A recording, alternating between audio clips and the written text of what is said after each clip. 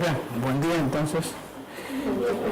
Bueno, comenzamos con unas consultas que ustedes quisieran hacer, luego veremos darles algunos consejos para estudiar y para rendir, pero primero vamos con algunas preguntas, consultas que tengan. Bien, mi duda era en los tipos de epistemología, no estaba captando bien cómo es la clasificación. Ajá, ¿a qué unidad te refieres? Yo lo saqué aquí de los objetivos, más precisamente la unidad 1, reconocer y diferenciar a ver, discernir las potencialidades y límites de las diversas epistemologías estudiadas en el módulo. Ajá. Eso no lo estaba encontrando, no sé si no lo estoy viendo, esa era mi duda. Bien, está bueno que leas los objetivos, porque dentro de los objetivos hay algo muy importante que es el tema de cómo se evalúan las epistemologías. Cuando hablo de epistemologías, hablo de las propuestas que hacen los autores. Bien. O sea, hay distintos autores dentro de las unidades, Sí. y bueno, cada una de esas propuestas serían las epistemologías. O sea, serían las versiones o las visiones que tienen cada autor sobre la ciencia. Entonces, es interesante porque generalmente en ciencia, en caso de biología, no hay distintas versiones sobre una cuestión en particular, sino que hay consenso. O sea, los científicos hacen un consenso en cuanto a cómo definir, en cuanto a qué características debe tener cierto fenómeno y demás. Entonces no hay visiones o versiones sobre algo. Claro. En cambio en epistemología, porque es filosofía, sí. Entonces hay que evitar esta mirada de un significado unívoco que hay en ciencia y pasar a los tipos de visiones o versiones sobre un mismo tema. Eso es nuevo, por eso que yo lo marco ahí en los objetivos como algo importante, que ustedes vean que no es que una postura, por ejemplo la de Popper o la de Kuhn, sea la postura elegida, sino que es una más, claro, como una propuesta. Y ahí en la primera de las unidades dice, por ejemplo, en ciencia la última palabra la tiene la experiencia. En ciencia sí, pero no en filosofía. Pero no en sí, filosofía. Claro. Claro. En filosofía tratamos de variar esa visión, porque la filosofía no hace experimentos. Entonces, al no hacer experimentos, no hay una forma de contrastar lo que se dice. Por lo tanto, las propuestas quedan como propuestas. Digo esto para que se introduzca en la cuestión de qué van a estudiar. No es que ustedes van a estudiar un autor y ese autor es el que tiene la razón, sino que es una visión, una postura de un autor que se iguala o se emparda a la otra visión. Y por ahí esas visiones pueden ser excluyentes. Entonces, ese panorama es nuevo para los que hacen ciencia. No hay una mirada que sea la mirada, que sea el consenso. No existe. En filosofía no hay consenso. No se reúnen los filósofos en un congreso para consensuar, eso no existe. Sino que hay propuestas, hay formas de ver la realidad y esas se juntan a las otras. ¿Bien? Lo que sí hay es un diálogo. O sea, alguien dice algo, el otro intenta dar su mirada, lo puede refutar, lo puede objetar, el otro contesta, eso sí hay. Pero no hay un consenso, no es que al final se dice, bueno, vamos a definir filosofía como esto. No, cada uno tiene una versión distinta de filosofía y así, de epistemología y de ciencia. Por lo tanto, esto es lo primero que yo planteé en los objetivos. Son propuestas, incluso el glosario que yo les pongo allí, que está escrito por mí, se llama Propuestas sobre un vocabulario mínimo en ciencia. Como para que digan, no es esa la definición, es una propuesta. Ustedes pueden buscar otras definiciones y después lo charlamos, lo conversamos en el examen. Pero eso es una propuesta. La pueden tomar, la pueden modificar, Eso es lo primero. Y segundo... Lleva mucho aprendizaje. Sí, ¿no? claro. Porque uno está muy limitado el tema de la biología. Muy estructurado. Sí. Y te hace cambiar o ver de otra forma. Bueno, por ejemplo, Claro. yo pensaba que esto era así y después vas leyendo de poco el módulo y te das cuenta que no, que te cambia por ahí. Sí, a mí, por ejemplo, me cuesta muchísimo captar todo. Sí, por eso digo que es nuevo esta propuesta de poder leer de distintas miradas, aunque todas las miradas tienen algo en común, ¿no? No es que pueden decir cualquier cosa. Tienen algo en común que al ser filosofía tienes que argumentar lo que dices con propuestas racionales. No se puede argumentar en filosofía con argumentos que estén basados en cuestiones mágicas o en cuestiones de fe o en cuestiones que no incluyen a todos los seres humanos. Entonces tiene que ser algo racional, algo entendido por todos, y que sea lógicamente coherente. Tampoco puede ser algo que sea contradictorio, por ejemplo. Bueno, tiene sus limitaciones filosóficas. Entonces no es que se pueda decir cualquier cosa, pero sí miradas, visiones sobre la realidad. Y en base a eso, el otro objetivo decía que no tomen por verdadero, creo que uno de los objetivos dice eso, una de las posturas, o la más última o la más reciente, porque generalmente se hace eso en libros que no son de filosofía. Hay una diferenciación entre, creo que haberla leído ahí en algún momento, entre verificación, Sí. ¿sí? Cuando habla de hipótesis, creo, ¿no? Claro, sí. ¿Es lo mismo verificar que comprobar, algo así, o verificar? Sí, comprobar? ya vamos a eso. Yo termino esta parte que es que, ¿por qué digo esto de que no tomen como verdadera, digamos, las últimas posturas o las últimas versiones?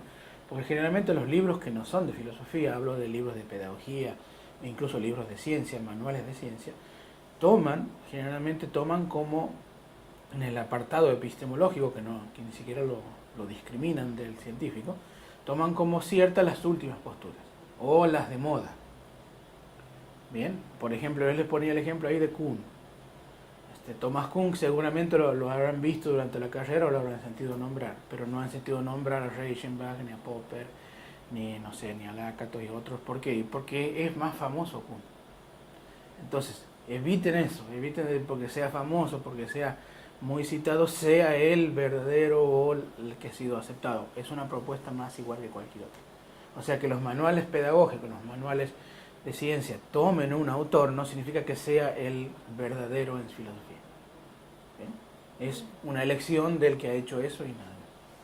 Entonces traten de evitar eso para después, cuando lean un manual de ciencia y lean un apartado epistemológico, el autor que está ahí es un autor elegido por el que ha confeccionado el libro.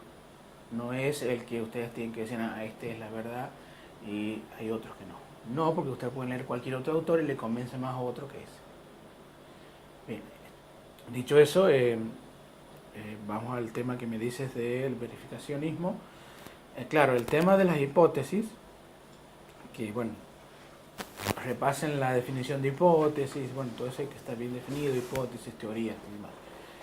El tema de las hipótesis tiene que ver con primero, cuál es la lógica de la investigación, o sea, cómo se validan las hipótesis. Y segundo, cómo se le llama a una hipótesis que ha pasado con éxito la prueba. Bueno, en ciencia, digamos, se le llama verdadera, es lo más común. Se le llama hipótesis verdadera, que ya no es hipótesis porque ya ha sido pasada la prueba, pero se le llama verdadera o falsa, ¿bien? Esa definición es correcta mientras se la entienda de un modo adecuado. Ahora, los filósofos plantean varios modos de llamarle a esa hipótesis. El más conocido, digamos, porque surge en el positivismo lógico, es verificado. O sea, el término verificado o el término refutado, como para aquellas hipótesis que han resultado verdaderas y las que han resultado falsas. Bien, el tema del verificado es, como les dije, uno de los más comunes, o se encuentra en la literatura científica.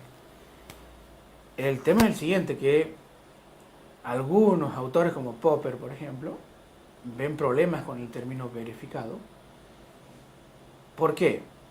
Porque él lo compara con su homónimo, en este caso, que es el que no pasa la prueba, la hipótesis que no pasa la prueba, que es refutado o falsado, como le llama Popper. ¿Bien? Él lo que ve es que la falsación, o sea, esta actividad y este método para dejar de lado la hipótesis que no pasa la prueba, se llama falsada. La falsación es distinta, dice Popper, a la verificación. Distinta, ya lo vamos a ver por qué. Pero primero eso, él dice, no es lo mismo verificar que falsar. Entonces, si no son lo mismo, no pueden estar con la misma jerarquía, dice Popper. Verificar es algo muy distinto a falsar. Esto tiene que ver con la base lógica. Pero primero es eso, la verificación no es lo mismo que la falsación. Entonces, para evitar la verificación, él le llama corroboración. Popper, ¿no? Le dice, las hipótesis que han pasado la prueba no son verificadas, sino corroboradas. Es una palabra mucho más débil que verificada. ¿Bien? Otros autores utilizan indistintamente verificada, verdadera, corroborada, porque han superado esta parte, pero Popper dice corroborada y tiene sus razones para decirlo. Entonces, ¿cómo se debe decir? Todo depende de cómo ustedes entiendan el término. O sea, si ustedes dicen hipótesis verdadera es correcto, mientras que al preguntarle qué significa verdadero, ustedes contesten algo que sea adecuado. Bien, entonces no es tanto la cuestión de cómo se definen, sino, o qué palabra poner, sino cómo lo definen ustedes. Tomamos la definición de Popper, entonces yo ya entiendo a qué se refiere. O verdadero significa esto. Entonces, bueno, entonces ya entiendo como usted dice verdadero, y así.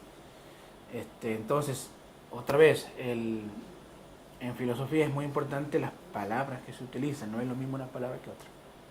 Y cuando uno no tiene el verdadero significado de algo, se le pregunta, ¿qué significa esto?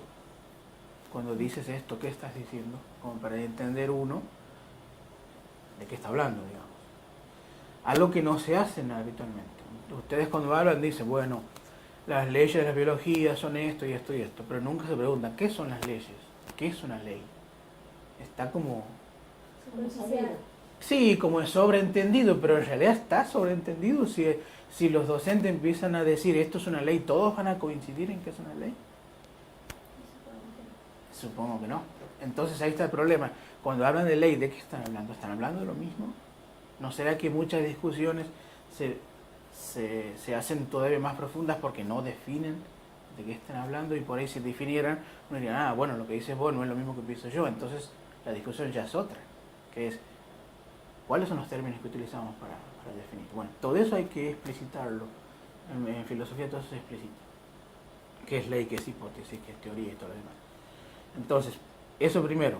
Entonces, cuando yo no entiendo algo, les pregunto, ¿qué estás queriendo decir con ley? ¿Qué estás queriendo decir con verdad? ¿Qué estás queriendo decir con verdadero?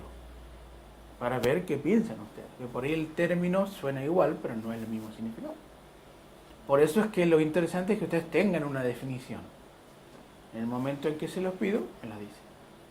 Que es la suya, la que ustedes consideran que es la mejor o lo demás.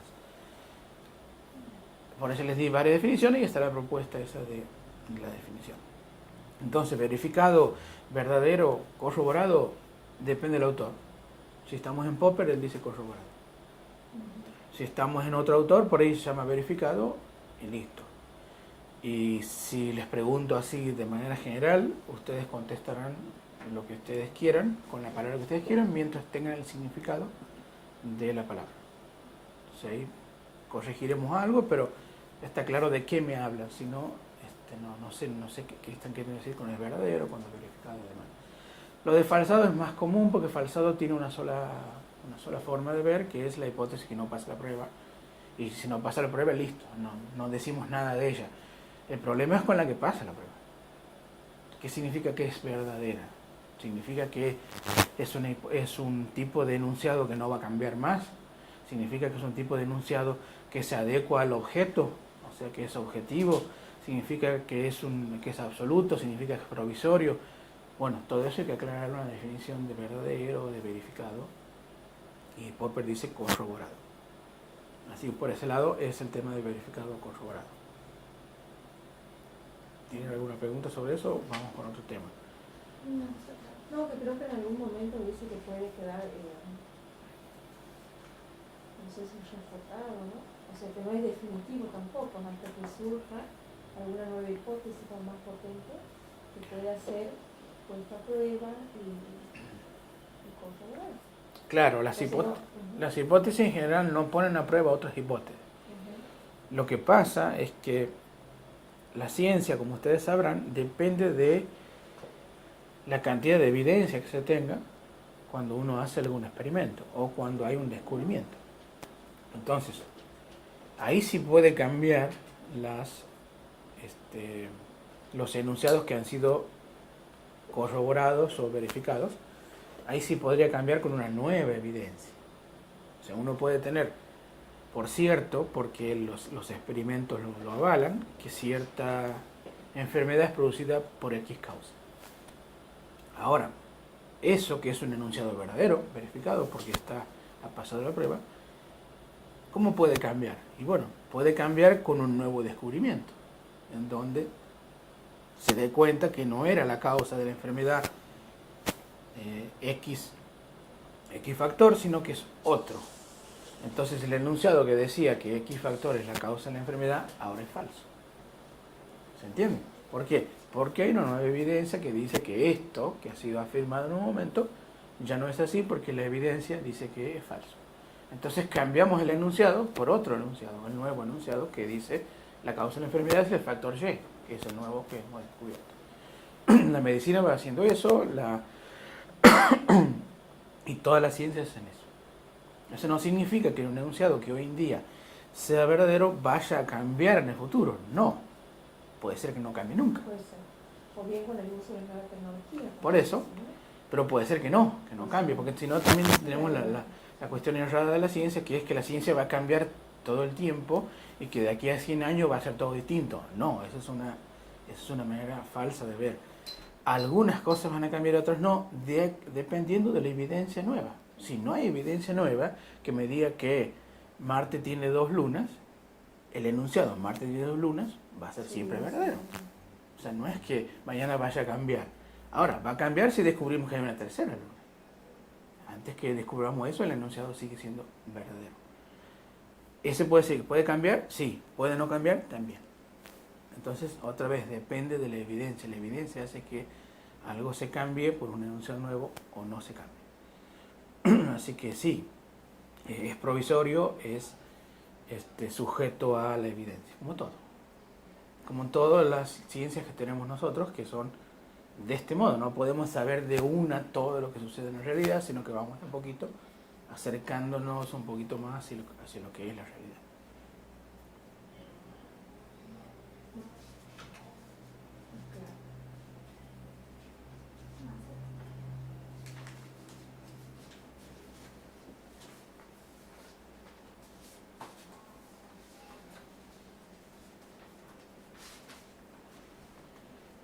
¿Tienes que hacer las consultas antes? No. Eso le pasa todo los días 3. Esto de tautología. Sí. Cuando aquí hay una pregunta, el modo dice, es tautológica la selección, pero me ha producido mucha confusión. Bueno, no sé si ustedes han tenido durante el curso de lógica. No. Prácticamente no o no. No. Ahora he llegado a ver que es lógica. Y nada más no ¿Pero había una materia lógica? No. No. Estaba dentro de otra materia. Bien. Bueno, la lógica es muy importante para la epistemología. Yo no mencioné ahí cuestiones así explícitamente lógicas, pero están puestas, porque si uno dice tautología va a ir a la lógica. O lo que dice Popper cuando la verificación es distinta a la falsación, la respuesta es una respuesta tipológica. Quiero decir, la lógica es muy importante para entender epistemología. Cuando Popper dice esto, si es tautológica la selección natural, ese es solamente el título. Hablando bien y pronto, la cuestión sería la siguiente. La selección natural, y también es algo que he separado ahí en los textos para que no sea confundido, podemos hablar de 3 instancias. Una, por un lado, el hecho de la selección natural, o sea, hay algo que ocurre, un mecanismo que ocurre en la naturaleza, que se llama selección natural, que ustedes lo conocen. Por otro lado, tenemos la teoría, que versa sobre el hecho, o sea, la teoría que describe ese hecho, que se llama teoría de la selección natural. Y por otro lado está la historia fáctica de la evolución. La historia fáctica de la evolución sería la recopilación de hechos que han ocurrido desde que está la vida en la Tierra hasta hoy, el día de hoy, y que es una sola historia, y que es la que no puede cambiar jamás. Se llama historia fáctica de la evolución. ¿Por qué hago hincapié en esto? Porque si, supongamos, en otro planeta ocurre de nuevo la vida, esa vida va a estar gobernada por las leyes de la selección natural. Sin embargo, la historia de esa vida va a ser distinta a la vida en la Tierra. ¿Se entiende? No es la misma historia. Es como decir, a ver, no es lo mismo que Santiago del Estero sea fundado por distintas personas a que sea fundada por las que han sido fundadas. La historia de Santiago del Estero es una y es una sola. Ahora, si hubieran venido otras personas a fundar Santiago del Estero, la historia hubiera sido distinta, ¿no? Eso se llama historia fáctica. O sea, es una sola que ocurre y no ocurre más. Bueno, eso es un gran problema para la biología, pero por ahora lo señalamos. No es lo mismo la historia fáctica de la evolución que la teoría que estudia la evolución y que la evolución sola como mecanismo de cambio, digamos, de las especies. Entonces, esos tres aspectos hay que diferenciarlos. Lo que dice Popper es lo siguiente: él no habla de la selección natural como mecanismo. O sea, no se mete con el fenómeno. No se mete con el fenómeno, se mete con la teoría, no con el fenómeno, sino con la teoría, y con algunas formulaciones de la teoría, no con toda la teoría. O sea, él dice algunas formulaciones que intentan describir el mecanismo de la evolución pueden ser llamadas tautológicas. Eso es lo que dice Popper. O sea, no dice que la selección natural sea tautológica, porque la selección natural es un mecanismo y el mecanismo no puede ser tautológico, porque tautológico significa que es una propiedad de un lenguaje, o sea, del lenguaje lógico. Entonces no puede decir que algo que sea un mecanismo sea tautológico. Lo que él dice es que ciertas formulaciones con respecto a la selección natural son tautológicas. ¿Hasta ahí se entiende, no? Sí, sí. Bueno, ¿qué es tautología? La tautología es en lógica un tipo de resultado que se establece cuando uno hace una tabla de verdad. Una tabla de verdad es un tipo de mecanismo para demostrar si un argumento es falso o verdadero en sentido lógico. O sea, cuando uno tiene un argumento sería un razonamiento con premisas y conclusión. Lógicamente, el argumento puede ser inválido o puede ser válido. Eso lo van a ver, por ejemplo, cuando han leído la primera unidad, cuando hablo de falacias. Si es que han visto falacias, las falacias son un tipo de argumento inválido. O sea, es un argumento mal hecho, digamos, un argumento que no tiene una estructura válida. Bueno, los argumentos válidos son los argumentos correctos que la lógica utiliza y que utilizamos todos nosotros para pensar. Por eso es tan bueno estudiar lógica, porque si no uno piensa de una manera inválida. Y si uno tiene argumentos inválidos no puede apoyar nada. Entonces, dentro de esos argumentos, los válidos, ¿cómo hago yo para saber si es válido o inválido? Bueno, se utiliza un método que se llama método de demostración, y uno de los métodos de demostración se llaman tablas de verdad. Ustedes lo han visto seguramente, que es poner P y Q y hacer unas tablitas con verdadero, falso, y hacer un cálculo entre ellas. Bueno, cuando se hace eso, ese cálculo entre los enunciados, si la operación, por ejemplo, puede ser una conjunción, una disyunción o cualquier otra, si la operación da todo verdadero, todo B, se dice que es una tautología. Si da todo falso, es una contradicción. Y si se mezcla verdadero y falso, es una contingencia. Ahora, ¿qué significa que es tautología? Significa que, para decirlo simplificadamente, que estamos diciendo lo mismo. O sea, que lo que está en un término es lo mismo que en el otro término. Por eso Popper dice, es como decir las mesas son mesas. O sea, de última, si yo digo las mesas son mesas, no estoy diciendo nada, ¿no? Simplemente estoy estableciendo... Una descripción, claro, sí, exactamente. Entonces, si yo digo esto es esto, no estoy haciendo nada. Bueno, dice Popper, ¿qué pasa con algunos enunciados de la selección natural? Y él toma el enunciado de la supervivencia de los más aptos. Sí. ¿Bien? Él dice, si yo analizo este enunciado, me lleva a una tautología. ¿Por qué? Porque si yo pregunto cuáles son los más aptos, me van a contestar los que sobreviven. Sin embargo, yo estoy intentando definir los que sobreviven con esta fórmula que es los más aptos. Entonces yo pregunto, ¿qué son los más aptos? Me dicen que son los que sobreviven. Es que decir, sobreviven los que sobreviven. Y eso es una tautología, como decir las mesas son mesas. O sea, no me está diciendo nada. Me está diciendo simplemente que los supervivientes son aquellos que sobreviven. Y ahí donde él dice este tipo de formulación, que la evolución es la supervivencia de los más aptos, es tautológica. Porque es un círculo. Uno dice lo mismo que el otro, pero con distintas palabras. Y ahí donde Popper le dice, bueno, miren, si ustedes están intentando definir la evolución natural o la selección natural con esto, no están diciendo nada porque están diciendo las mesas son mesas. Bien, ese es el problema, digamos, de la formulación de la supervivencia de los más aptos.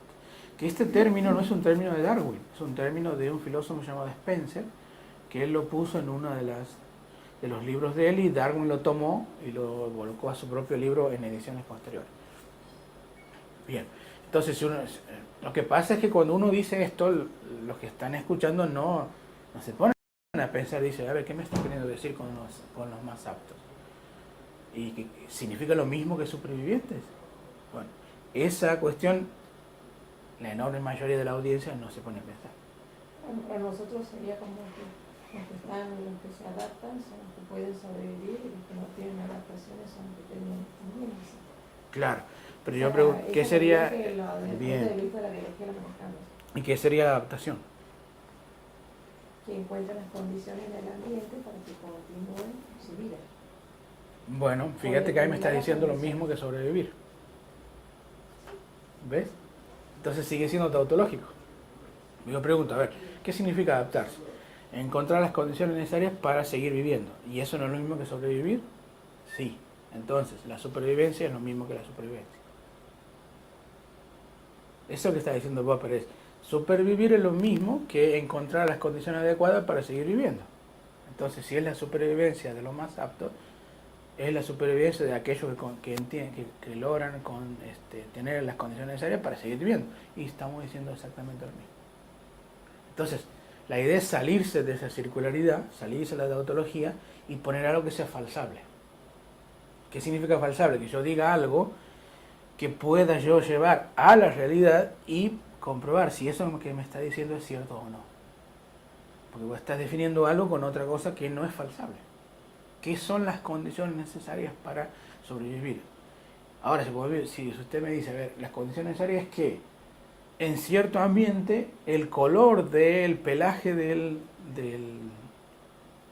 las aves es lo que lo hace sobrevivir. Claro, eso es distinto ya. Hay mucho ejemplo. Ahí está, pero eso es falsable. Porque usted me dice, mire, los que tienen el pelaje negro sobreviven a los que tienen el pelaje blanco.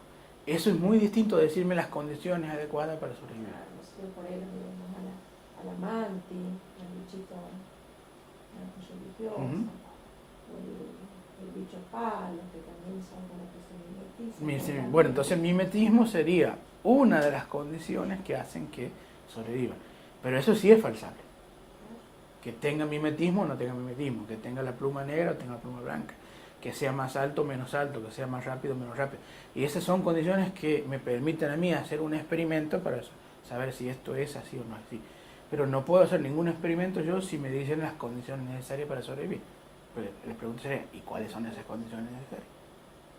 Yo sé que son las condiciones necesarias para sobrevivir, pero ¿cuáles son? Entonces la formulación, dice Popper, es tautológica. Es simplemente un modo metafísico de hablar, pero cuando alguien quiere hacer un experimento tiene que decir cuáles son esas condiciones.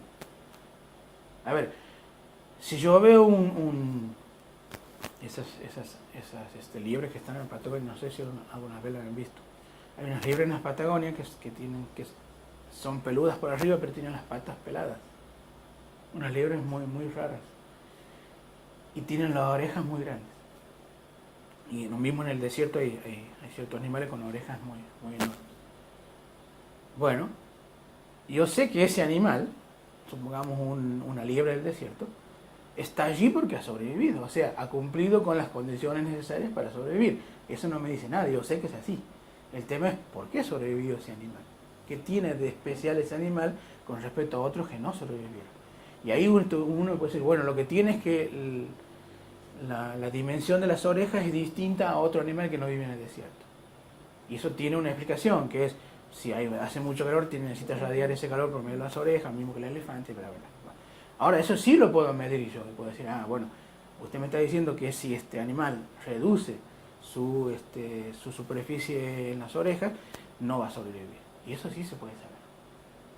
Entonces, eso es distinto a decir las condiciones necesarias para sobrevivir, que eso no me dice nada. Porque en realidad no se puede explayarme en cuestiones que no se pueden falsar. En cambio, las orejas más chicas o más cortas sí se pueden falsar o refutar o verificar. Ese es uno de los modos de salir de la tautología que yo pretendo. Claro, aquí tenemos bosques, no tantos como antes, los bosques, pero si nosotros miramos las plantas que son las xerófilas, que son las que llamamos las plantas cactáceas, o sea, es una adaptación que tienen justamente para evitar la pérdida de agua. O sea, como en el transcurso del tiempo se van adaptando, van generando algunas adaptaciones, no sé cómo decirlo, son adaptaciones para que puedan sobrevivir y de esta manera no se extingan, o sea, no se pierdan en el tiempo. Claro, esa es la explicación general. El tema es, si uno pregunta por esa planta, ¿qué ha pasado con esa planta? ¿Cómo se ha adaptado? ¿Cuál es la adaptación de esa planta? Pueden vivir en esta zona y no pueden vivir en esta zona. Bueno, hay distintas plantas que tienen distintas adaptaciones. Si yo hablo en general, se entiende la explicación, pero lo que dice Popper es que no tiene forma de predecir, porque al no tener una característica única que yo pueda medir, no me está diciendo nada, diría Popper. Entonces él lo que dice es cambien la formulación. No está diciendo que la selección natural no ocurrió, no está diciendo que la teoría de la selección natural es falsa, está diciendo que ciertas formulaciones como esa son tautológicas, que de última, si uno la analiza, no dice nada. O dice lo mismo aquí que aquí. Entonces no está explicando nada. La cuestión es irse a una característica definida y explicarla, ¿bien? Luego algunas otras cosas que ustedes han visto ahí, me imagino que el tema de con respecto a la educación. Lo que alcanzado a leer así uno de los obstáculos epistemológicos.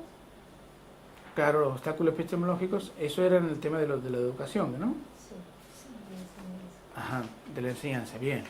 Esos son muy interesantes porque, primero, que plantean obstáculos que sean a nivel de conceptos, de términos que se utilizan y que son muy parecidos los términos que se utilizan en biología a los términos de la vida cotidiana. Entonces, cuando uno utiliza esos términos, generalmente no los aclara o no los define de un modo tal que se separen de los otros términos cotidianos, y al no hacer eso, el alumno cuando escucha el término lo asocia directamente con su experiencia cotidiana y con el término de la experiencia cotidiana. Entonces puede establecerse una confusión en la construcción del concepto del alumno. Por ejemplo, términos como evolución. Cuando alguien dice la evolución de las plantas, la evolución de los animales, ¿cuál es el término que normalmente en la vida cotidiana se utiliza para evolución? Bueno, en la vida cotidiana la evolución es ir hacia mejor. La evolución de Messi, ¿qué está queriendo decir? Es decir, cómo mejoró Messi a lo largo de los años, ¿no?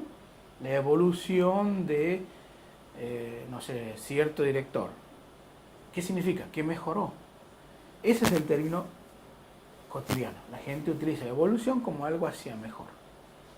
Ahora, ¿ese es el término biológico? No, porque evolución en biología no es ir hacia mejor, sino es simplemente transformarse, cambiar. Eso es todo.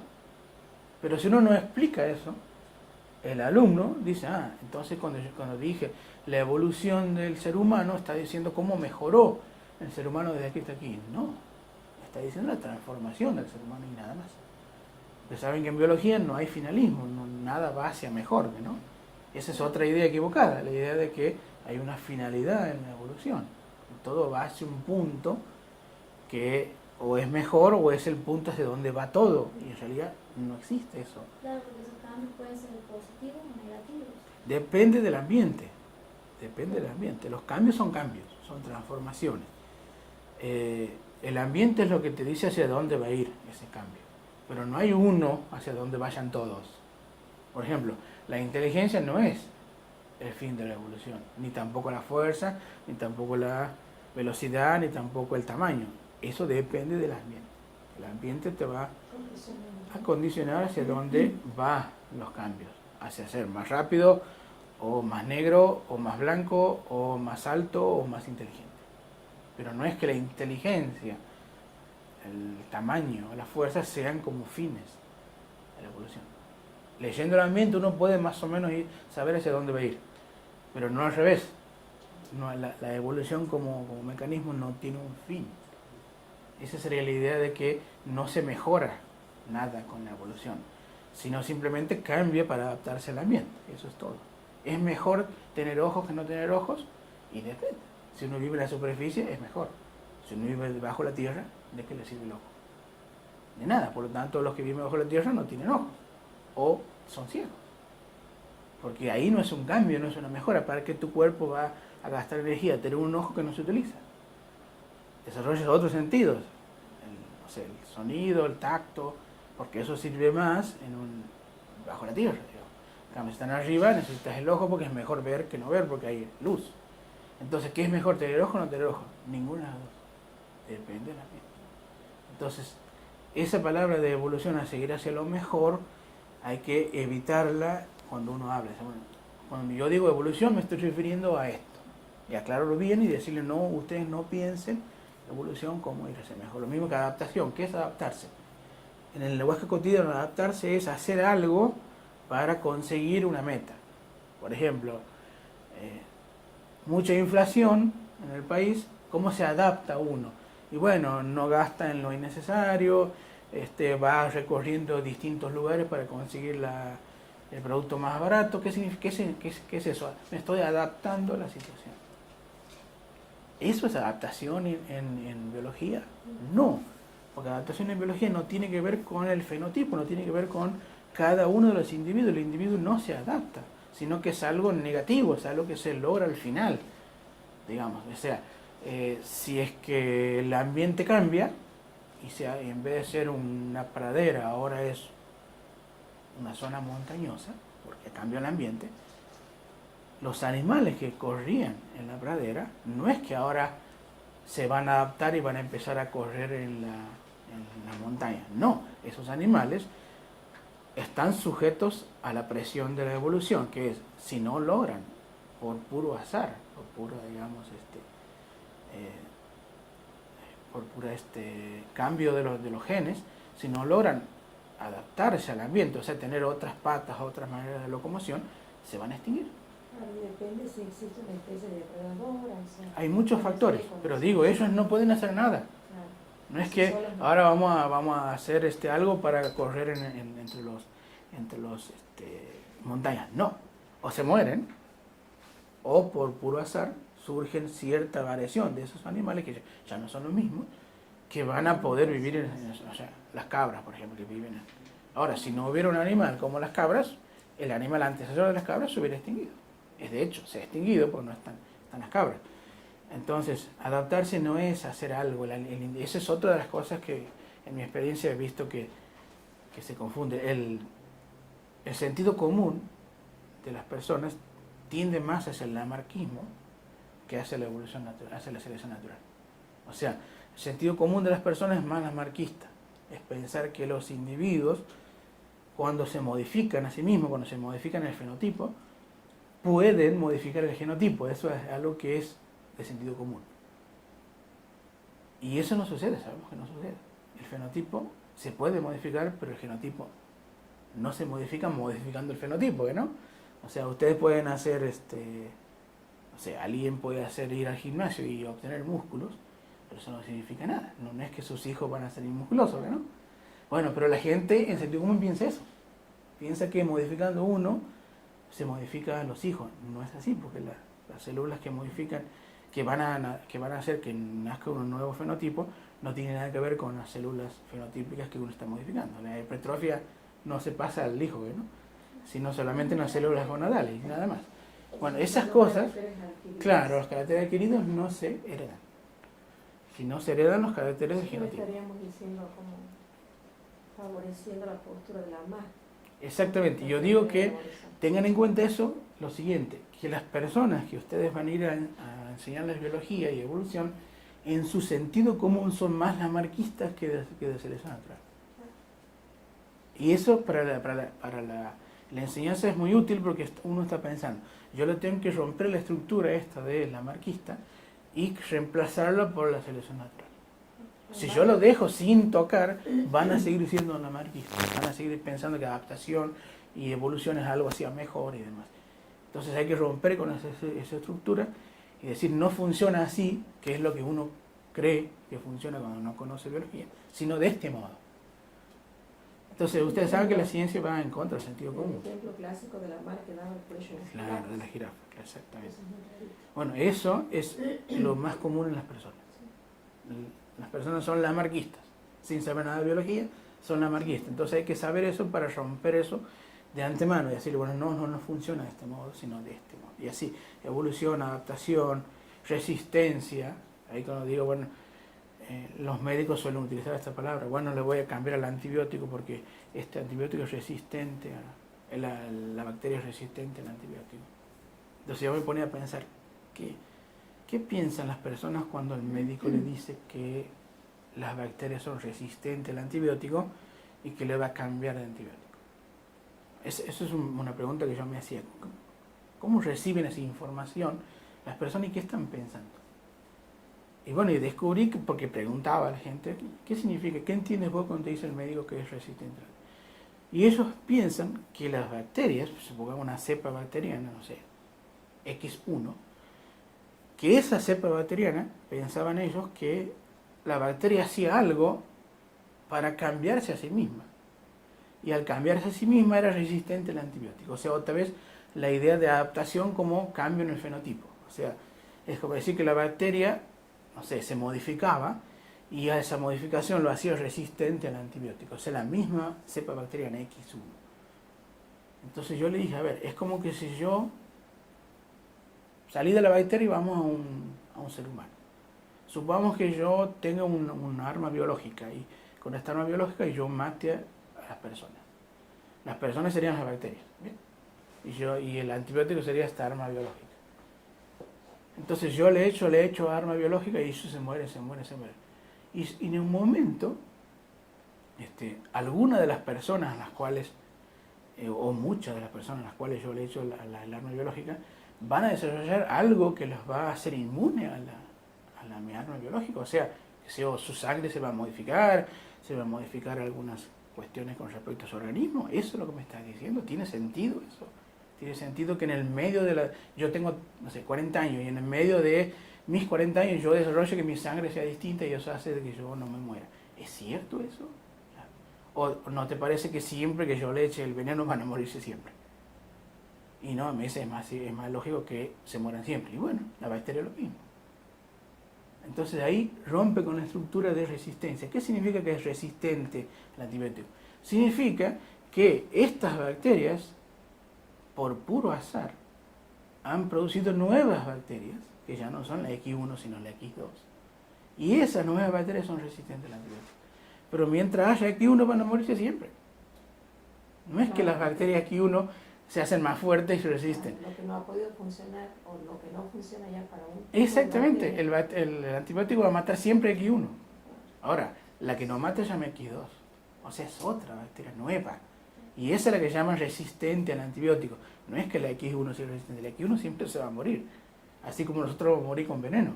Ahora, quizá de aquí a miles de años, hijos de hijos y de hijos puedan nacer con alguna resistencia a ciertos venenos, y esos son los nuevos seres humanos que son resistentes, pero no pueden ser lo que no han sido modificados. Digo. Hay cierta gente que es resistente al virus del SIDA, por ejemplo, por puro azar. Simplemente han nacido así, ya son resistentes al virus del SIDA. Pero las otras personas que no han sido modificadas se van a morir igual si es que no han sido tratadas, ¿no? Bueno, esa sería la cuestión, que es, ¿este mecanismo está suficientemente explicado, aclarado en las personas? Esa es la cuestión de la educación. Sacarle lo que ellos piensan como algo que lo traen ya de por sí y cambiarle por otra situación que es la verdadera o que es la real, que conocemos nosotros. Entonces, resistencia al antibiótico no significa que el antibiótico que se cambia es porque no mate a la bacteria anterior, es porque hay una nueva bacteria. Y listo, eso está diciendo el médico. Te cambia el antibiótico porque la bacteria que te infectaba antes no es la misma que la que te infectó ahora, es una modificación, es una nueva cepa, una adaptación al ambiente, que el ambiente serían los antibióticos, ¿no? O sea, yo le puse tantos antibióticos que produjo un ambiente tan hostil que algunas de esas bacterias han producido otras nuevas, que esas son resistentes al antibiótico. Entonces, ¿qué tengo que hacer? Cambiar el antibiótico.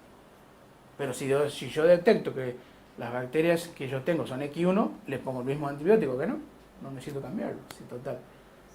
Ya sabía que esos son efectivos contra X1, ese es el problema de las cuestiones médicas, que es, si uno se expone mucho a los antibióticos, puede producir resistencia al antibiótico. Puede producir que se originen nuevas cepas que ya no. Por eso lo que dice el médico es no se automedique. Si uno se automedica, puede producir resistencia al antibiótico. La cuestión es, si estás enfermo, vete al médico, sabe cuál es la cepa y mata esa cepa. No te automediques, porque eso implicaría que si no tienes bacterias lo suficiente, puedes ocasionar una cepa nueva y ahí el antibiótico que te hubiera salvado la vida ya no te salva. O sea, no es una cuestión gratuita, que no, es una cuestión basada en la biología. Por ahí. Bueno, esos son los obstáculos epistemológicos, yo puse algunos, creo que algunos son del lenguaje, que son esos.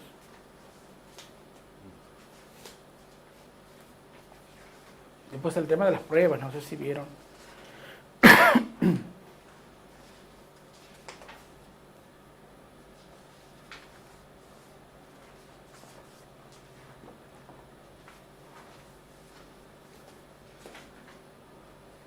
La misma unidad, pruebas. De la evolución. Prueba de la evolución. Nosotros tenemos como la evidencia por ahí, pues, nosotros cuando estudiamos. Creo que dice pruebas de la evolución.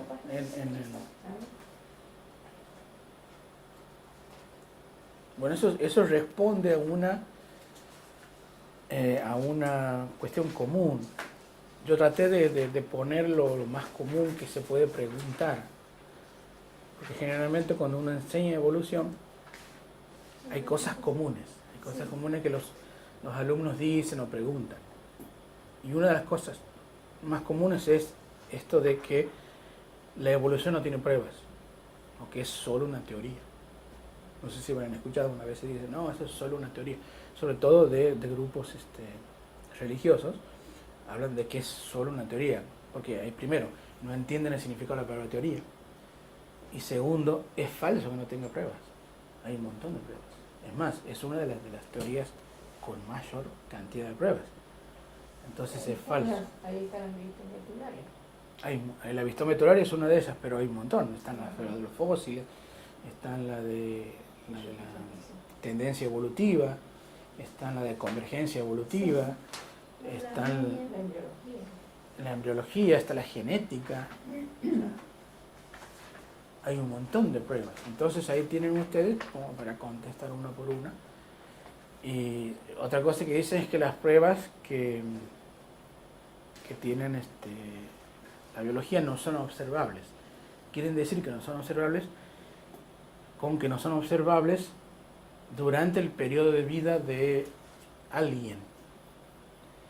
Que eso es cierto en un punto, pero no es cierto en otro punto. Que es lo siguiente. Los fósiles es un tipo de prueba que no son observables porque los fósiles se arman durante millones de años. Eso no es observable. Tampoco es observable el pasaje de los peces anfibios, porque ya ha ocurrido. Muy bien. Pero hay otras cosas que sí son observables. Por ejemplo, la resistencia a las bacterias. ¿Eso es muy observable o no? Sí. Todo el tiempo le están diciendo a los médicos, cambien de antibiótico porque hay una nueva bacteria. Y eso es selección natural. O sea, ahí está siendo observable. Y la otra que yo les puse ahí, que me parecía muy interesante, es el tema de esta enfermedad, la anemia falciforme, que eso sí es observable. Y claro, y cómo en ciertos ambientes el tener una variante homocigótica, heterocigótica de la anemia es una ventaja evolutiva. O sea, en ciertos ambientes, tener anemia falciforme en su versión heterocigótica es una desventaja. Aquí, por ejemplo. Aquí es mejor ser sano que tener anemia falciforme en su versión heterocigótica. Pero en un ambiente donde la malaria es endémica, tener anemia falciforme en su versión heterocigótica era una ventaja porque la malaria es peor que la anemia. ¿Y qué pasaba con las personas que tenían anemia? Es que la malaria no los infectaba. Entonces estaban inmunes a la malaria. Y ser inmune a la malaria era mejor que tener anemia. Y las personas sanas que no tenían anemia se morían por la malaria. Eso es interesantísimo. Ahí tienen ustedes una prueba directa de la evolución, que es, en este ambiente es mejor tener anemia. No la anemia homocigótica, sino la heterocigótica. Porque si yo soy sano de la anemia, me muero de malaria. Y es mejor tener anemia, porque era curable, o no curable, pero sí tratable, que tener malaria. Y eso es pura evolución, pura selección natural. O sea, otra vez lo que decimos hace rato, tener anemia es bueno y depende del ambiente. Aquí Claro. no es bueno.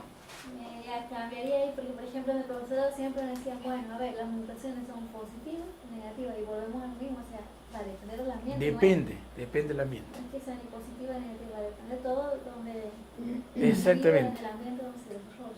Exactamente. Algunas mutaciones pueden ser valiosas, ventajosas, otras son neutras. La gente que tiene heterocromía en los iris, que tiene un iris de un color y el otro de otro color, es una mutación neutra. No hace nada, no hace ni bien ni mal. Los pelirrojos son mutaciones neutras, no hacen ni bien ni mal. Pero el albinismo es una mutación que le ocasiona problemas a ciertas personas porque no pueden estar en el sol. Entonces, depende de qué, depende del ambiente. Si fuera albino debajo de la tierra, no tendría ningún problema, ¿no? Total, ahí no llega el sol. O si viviera en un país nórdico, Claro, en un país nórdico el albino no tendría no problema. tendría tantos problemas. Ahora, si nace en África, en Santiago del Estero, Es complicado. está más complicado. Pobres. Claro, entonces hay mutaciones que son deleterias, que son dañinas, otras que son neutras y otras que son buenas. Por ejemplo, tener anemia en donde la malaria es endémica.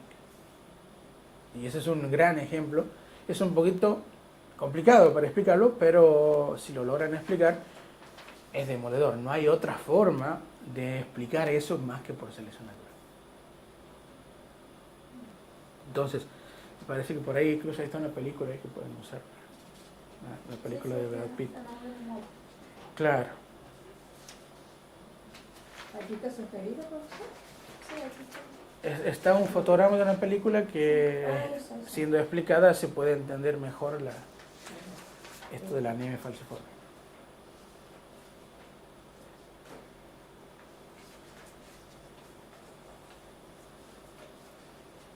Otros que pueden citar es el tema de los perros y los lobos, ¿no? O sea, los perros, según algunas hipótesis, son creaciones del ser humano. El perro fue creado por el ser humano, a partir de los lobos. Esa es una de las teorías, de las hipótesis más importantes. El perro no existía, existían los lobos, pero como los lobos son distintos, las camadas de lobos, de los hijos de los lobos, son distintos. Unos son más agresivos, otros son más benignos o más dóciles. ¿Qué hacía el ser humano? Y bueno, agarraba a los más dóciles. Y a los que eran muy agresivos no los tocaba, ¿no? Esos más dóciles tienen hijos entre sí y sus hijos ya son más dóciles que los lobos, otros que no eran dóciles. Y bueno, ¿qué está haciendo el ser humano? Una selección artificial. Está seleccionando de todas las manadas los que son más dóciles. Y con el tiempo, los más dóciles se van diferenciándose en forma, en tamaño, en morfología a los lobos originales, y con el tiempo surge el perro, que es una subespecie de Canis lupus, del lobo. Y ahí está, el perro surgió porque nosotros nos gustó tener ciertos lobos más dóciles. Y se hicieron modificaciones, los perros tienen carita más redonda. Para nosotros es más amigable que no, una carita más redonda que una carita bien angular. Y los lobos no. Ahora con la nariz súper chata, Claro, van acortándose la nariz, eso nos hace a nosotros más amigables, con los ojitos. más grandes, un pelaje distinto, se modificaron ciertos músculos de la cara para tener más expresiones. Los perros tienen más expresiones que los lobos. Y ahora son pequeñitos, los niños. Bueno, todo eso ya son modificaciones nuestras, que nos gustaba más pequeñitos, seleccionamos los más chiquititos, o los más grandes, o los más rápidos. Y así tenemos un montón de razas de perros. Bueno, Y lo mismo sucede con las plantas, por ejemplo. exactamente. El arándano, que era una fruta pequeña, era silvestre, bueno, se le ha ido modificando de acuerdo a otro. Todo lo que comemos nosotros ha sido modificado por nosotros. Las bananas, la manzana, la pera, el tomate no existe en la naturaleza. Lo que es una modificación natural y la modificación. Claro, pero si no es, pero el mecanismo es el mismo. Directamente de los transgénicos, si llegamos a Exactamente. El tema es el siguiente. Dentro del contexto de las pruebas de la evolución, la selección artificial es una prueba porque si no existiera la capacidad, el mecanismo en la naturaleza de poder modificar algo, no va a existir la selección natural. O sea, ¿por qué yo puedo modificar a partir del lobo un perro? Porque existe el mecanismo. Lo único que cambia es que yo lo estoy modificando en lugar de la naturaleza, pero el mecanismo sigue siendo el mismo. Claro, porque capaz que la naturaleza, si no se dan las condiciones, no se origina. No se origina y la naturaleza no tiene un fin. Interviene ya con su inteligencia y hace Exactamente. que se modifique. Lo único que cambia es que el hombre lo modifica según un fin, Claro. que es que le interesa a él. Fines económicos. Claro. Fines económicos, fines de mutualismo. En el caso del perro, le servía a los dos. El perro tenía alimento siempre, no necesitaba cazar, lo tenía ahí. O cazaba con el hombre y el hombre le modificaba porque primero le daba compañía, tenía otros sentidos que lo alertaban de otros depredadores, entonces entre los dos se modificaba, se llama mutualismo. Y con el tiempo el hombre y el perro han ido modificándose unos a otros y beneficiándose unos a otros. O sea que no siempre es económico, digamos. No sé, es más rico comer una banana de hoy que una banana hace 6 años atrás. La banana 6 años atrás era agria, no tenía la carne que tiene hoy. O sea, no siempre es económico, a veces es porque nos gusta más el sabor, entonces lo hacemos más dulce. El tomate de hoy no tiene nada que ver con el tomate original. Es agradable a la vista. Porque es agradable a la vista, es más dulce, es más jugoso. Y todo eso es algo que a nosotros nos interesa que tenga, digamos. Entonces lo modificamos para nosotros. El tema de los transgénicos es que se modifican ciertos genes para que sean justamente que ciertas plagas no les hagan daño a las plantaciones, digamos. Entonces, tener... Es un fin económico. Y claro, pero bueno, pero si uno tiene un cultivo que es atacado por una plaga y en cada ataque de esa plaga el cultivo pierde ese 20%, claro que es económico, pero también hay menos alimento. Entonces la idea es que eso no se pierda. Y bueno, alguna de las soluciones consiste en modificar genéticamente para que la plaga esa que atacaba al tomate ya no la ataque. Entonces tenemos más cultivos, menor pérdida, que implica más alimento y por supuesto más ganancia para el que cultiva, digamos. Y también implicaría menos trabajo, sería menos Por supuesto, mantenimiento claro, y atención exactamente. Hay muchos campos que han sido productivos durante muchos años. Se producen, se modifican las características en función a que pueden desarrollarse, que pueden después obtener cosechas en esos campos productivos. Eso hay una serie de condiciones que por ahí apunta al beneficio del ser humano. Es exactamente. Sí. No, claro, por eso digo que las especies que tenemos hoy en día como tal, la hemos creado nosotros, no es que existen en la naturaleza. O si existen, son una que estaba anterior, en el sentido que vienen de ahí, pero no existen. No vas a encontrar en la naturaleza un banano que tenga una banana que te mida 40 centímetros. Solo una cosa, una porquería, digamos, chiquitita, que no tenés que comer 100 de esas para lograr una más o menos que tenemos y no son dulces, ni nada de eso. A eso me refiero que tienen beneficio económico, porque claro, por supuesto, que es el más, pero también hay más alimento, hay más alimento disponible. Bueno, y lo mismo con los animales de compañía, con los animales de granja, son todos modificados por nosotros. El tema es el siguiente, que si no existiera el mecanismo de la selección natural, no se podrían modificar eso. Y esa es una prueba de que existe el mecanismo. Es más, Darwin, en su libro, una de las pruebas que da es la selección artificial. Él parte de ahí.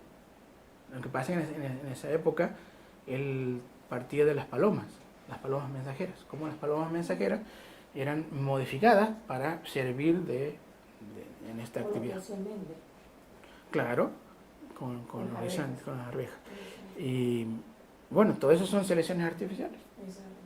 Por eso que la selección artificial es una de las pruebas de la evolución. Si no se pudiera modificar nada, entonces no habría selección artificial. No tendríamos los animales que tenemos hoy, ni las plantas, ni los frutos que tenemos hoy. Por eso los pongo dentro de las pruebas de la evolución. Y creo que al final está el tema de la definición de vida, que es algo que yo les pedí, que la definición de vida que les doy ahí es en una de las últimas unidades. Es una definición de vida que viene desde la física. Es algo que, para hacerlos pensar, para decir, bueno, se puede definir vida de otra forma, que no es la clásica, digamos, dentro de vida. ¿De entropía? Exactamente. Es un poco complicada, pero la idea es que vean que se puede definir vida de otro modo, que no tiene nada que ver con la biología. Que siempre dice que la naturaleza siempre tiende al desorden, nunca. Claro, los sistemas tienden al desorden. O sea, hacia aumentar la entropía.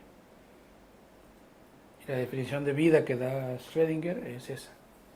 Los seres vivos son sistemas que tienen baja entropía y alto orden.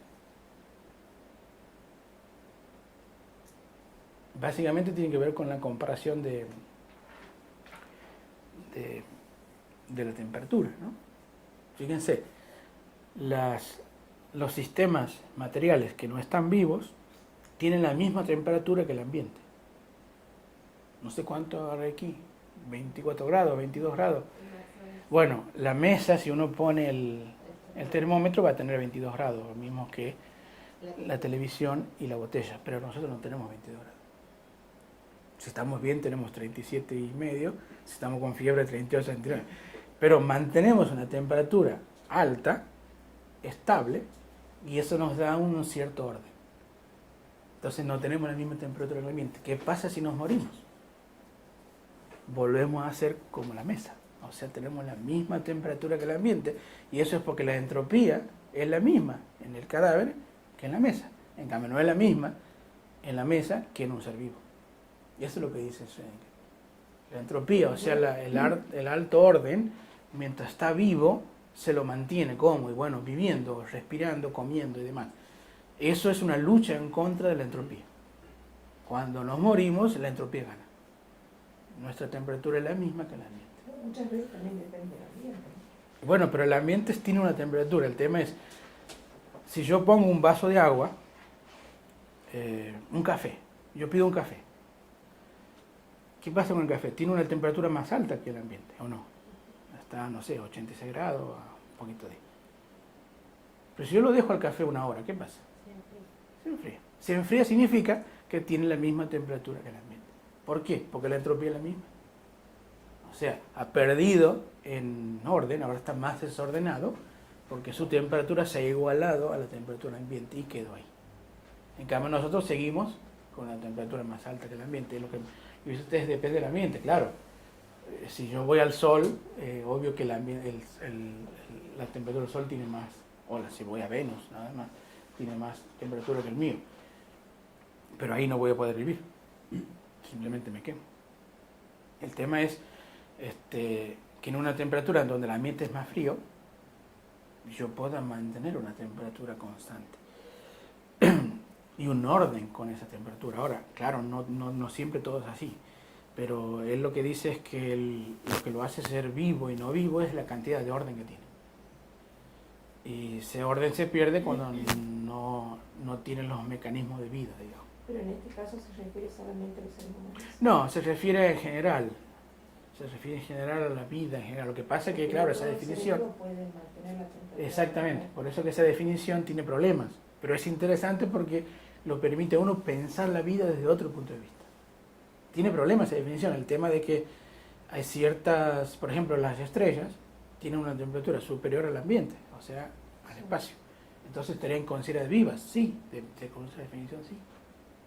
Por eso digo, tiene algunos problemas esa definición. Pero es interesante esto de la entropía, que es yo mantengo la entropía baja y el orden alto cuando estoy vivo. Cuando me muero, ya eso ya no es lo mismo. La entropía es alta, igual que el ambiente, y mi orden es bajo. Fíjense, piensen no sé, en una planta. Una planta cuando está viva tiene un cierto orden que lo mantiene mientras está viva, que va cambiando con el ambiente.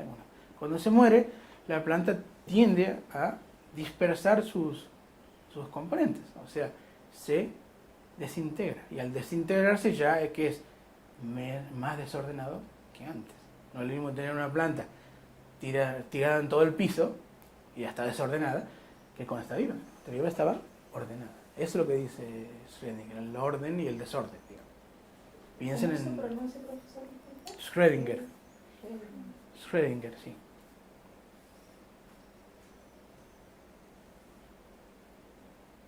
Él habla de negantropía, ¿no? Entropía negativa, pero bueno.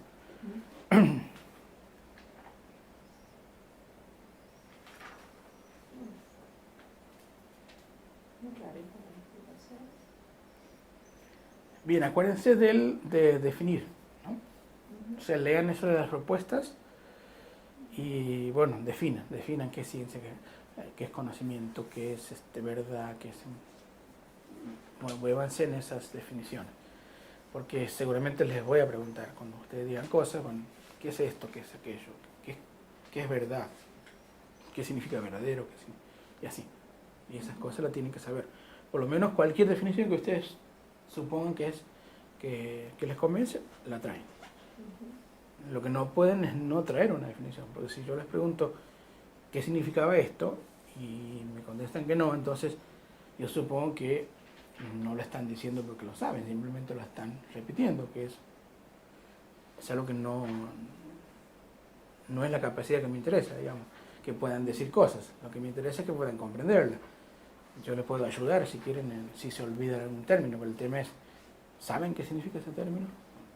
Entonces, en esa propuesta tienen un montón de definiciones que les podemos usar: ley, el principio, enunciado de ley con distinta ley. Fíjense que hay una cosa muy distinta entre ley y enunciado de ley. Algo muy común cuando les pregunto ley, ¿qué piensan cuando ustedes dicen leyes? Las leyes de la biología, las leyes... ¿Qué es una ley? ¿En qué están pensando? ¿Están pensando en la formulación que está en el libro? ¿Eso es una ley? ¿O las leyes son las que están en la naturaleza?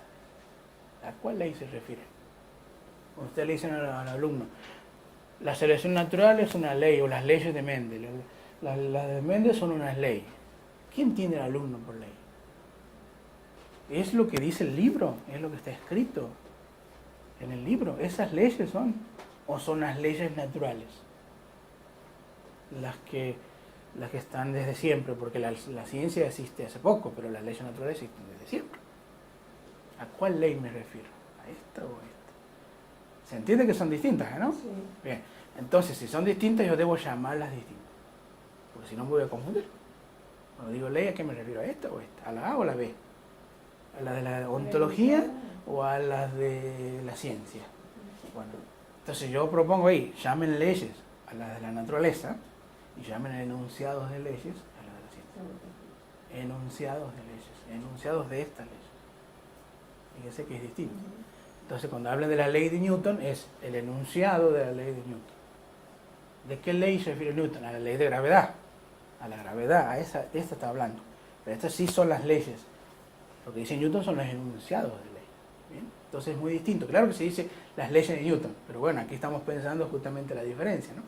Después, si quieren ustedes, puedan volver a usar la ley de Newton siempre y cuando sepan que están refiriéndose a los enunciados de ley y no a las leyes de la naturaleza. ¿Se entiende? Porque Sí, con el tiempo la ciencia puede ir cambiando enunciados, pero esto no cambia. Se mantiene así. Se mantiene, pues las leyes de naturaleza son las leyes de naturaleza. Ahora los enunciados de ley pues, pueden ir cambiando. Mientras más estudiamos, mejor describimos la realidad, cambiamos los enunciados de ley, ¿no? Y ya las leyes de Newton han sido superadas por las de Einstein. Pero la ley de la gravedad era siempre la misma, ¿no? Entonces tenemos para un mismo fenómeno, como la gravedad, 3 leyes distintas, la de Aristóteles, la de Newton y la de Einstein. ¿Qué son estas? Enunciados de ley. Han cambiado los enunciados de ley, pero la ley no va a cambiar. Bueno, esas cositas tienen que estar bien discriminadas, digamos. Se van dando cuenta entonces de qué va epistemología. No va de la ciencia en sí, de la naturaleza, sino va de lo que dicen en las diferentes posturas y lo que dicen los científicos.